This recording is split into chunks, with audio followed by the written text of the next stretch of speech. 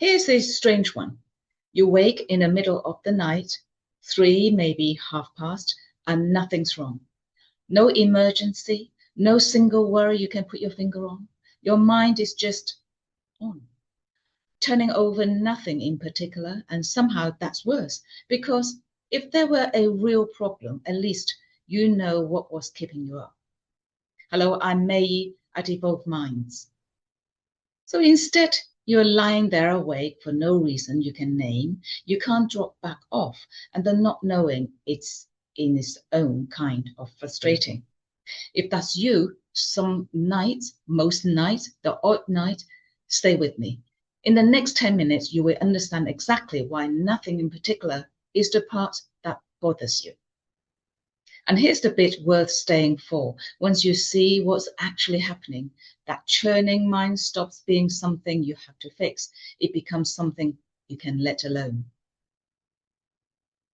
If there were a real problem, at least you know what was keeping you up.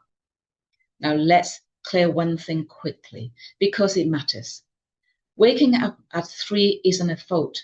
Your sleep isn't one long block. It moves in cycles. And in between them, there were movements where it runs light and you surface, and just for a second or two. Most nights you never notice. You turn over and you're gone again. Some night you surface and you stay up. Same wake, you just caught it.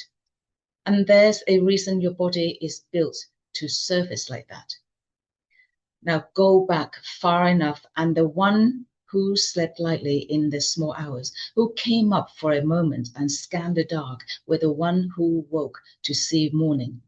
That watchful sleep keeps our ancestors alive, and you've inherited it.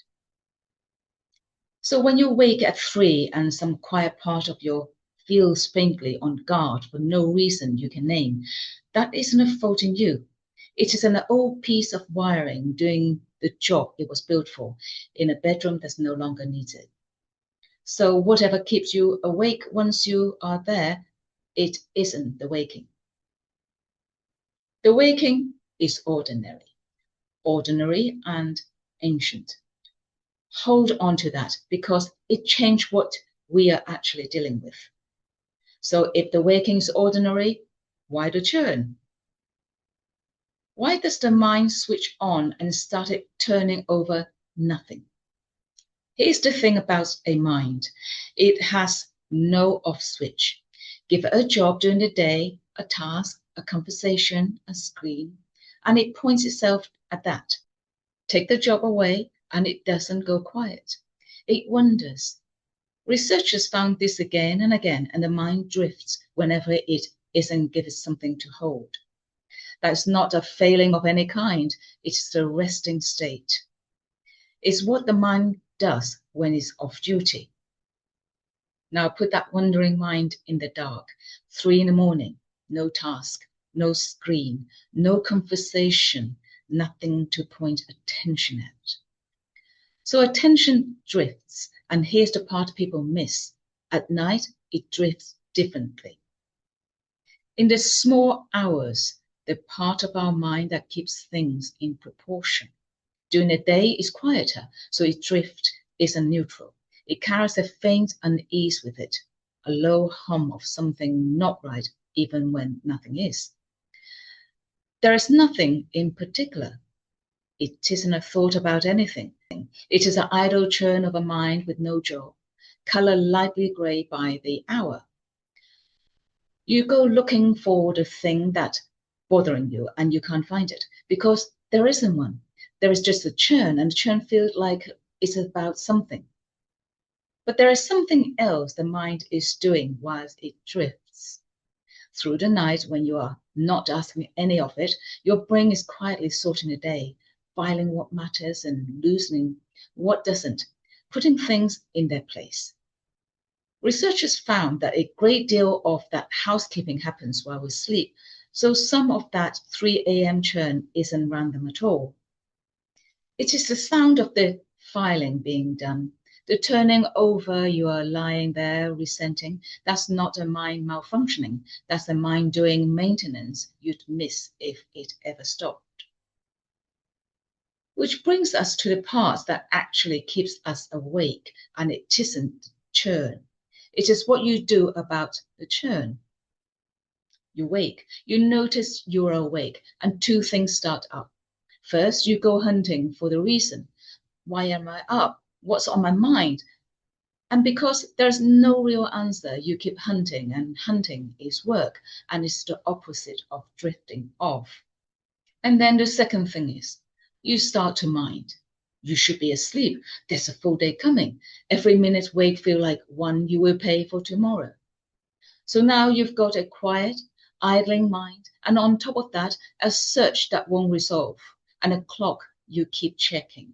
And that's the machine keeping you up, not the nothing, your reaction to the nothing.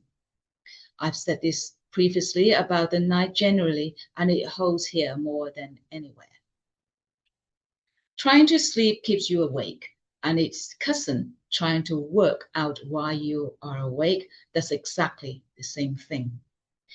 It's not the churn that keeps you up, it's what you do about the churn.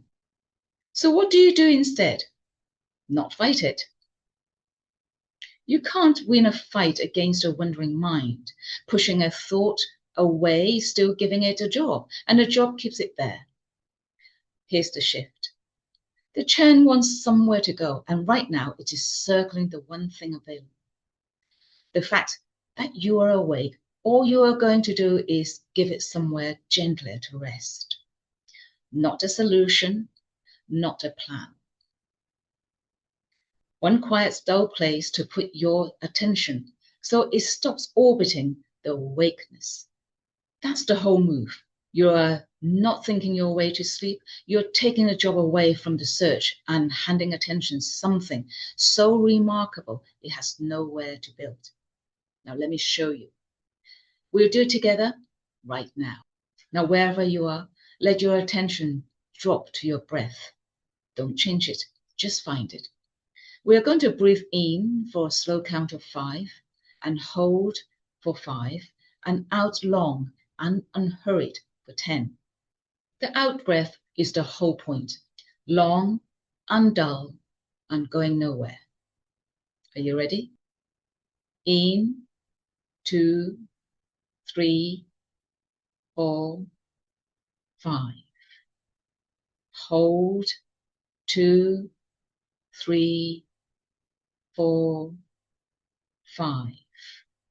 Out, 2, 3, 4, 5, 6, 7, 8, 9, 10. Notice there was nowhere for the churn to go, no problem to solve, just a count. That's the place you're giving your attention, and anytime the mind wanders back to the fact that you are awake, and it will, you come back to the count. Not as a fight, as a return.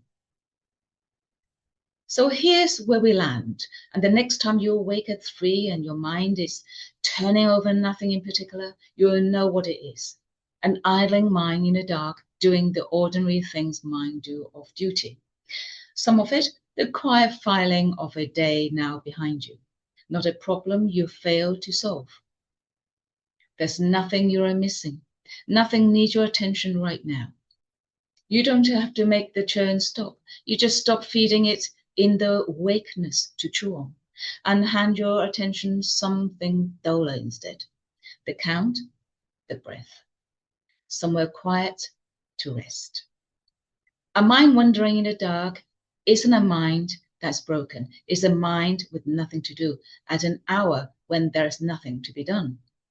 And that, once you see it, turns out to be a surprisingly easy thing to let alone.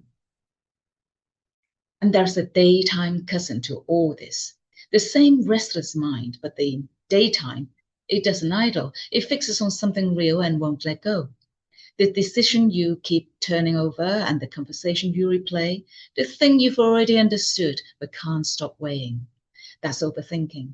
And it is worth a proper look on its own. I have made a series on exactly that.